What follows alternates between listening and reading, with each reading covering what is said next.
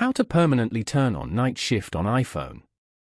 To get started, first of all go ahead and open up the Settings application on your phone. Once you're here, scroll down to find and tap on Display and Brightness.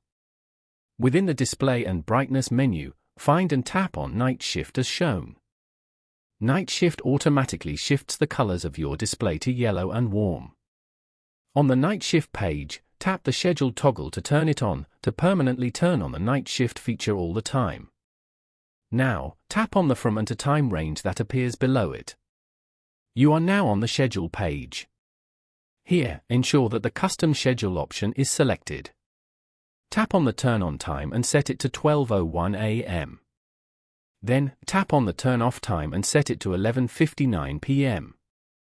This schedule effectively keeps Night Shift active for the entire day and the change is saved automatically. Following these steps, you can easily turn on Night Shift schedule on an iPhone.